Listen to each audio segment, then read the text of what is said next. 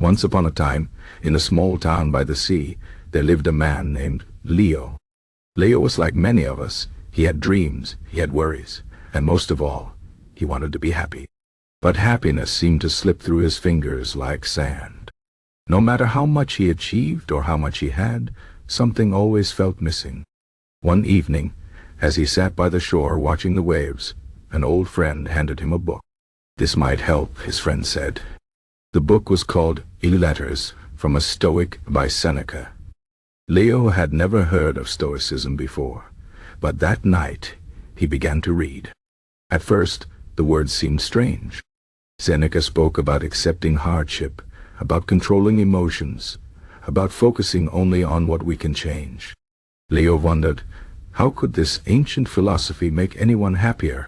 Weren't emotions what made life colorful? Weren't dreams and desires the fuel of happiness? But as he kept reading, a quiet realization began to form in his mind. Stoicism wasn't about shutting off emotions. It was about not letting emotions control you. It was about finding peace, even when life was unfair. Leo thought about his own life, how he often felt angry when things didn't go his way, how he worried endlessly about things he couldn't change. What if, instead of fighting the waves, he learned to swim with them? The next day, Leo decided to test Stoicism in his own life. He started small. When his train was delayed, instead of fuming, he took a deep breath and reminded himself, "This is out of my control.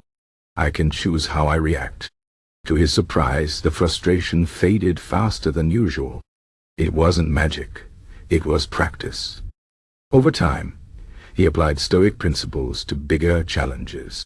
When he lost his job, instead of drowning in despair, he told himself, "This is difficult, but I can choose my response. I will focus on what I can do next." Slowly, Leo noticed something changing. He wasn't suddenly free of problems. Life still had storms, but he was calmer in those storms. He began to see that much of his unhappiness had come from resisting things he couldn't control, from tying his peace to external events. Stoicism taught him to anchor his happiness within himself. One evening, as he walked along the same shore where he had first opened Seneca's book, he smiled. The waves still crashed, the wind still blew, but he was no longer at their mercy. He had learned that happiness wasn't about perfect circumstances.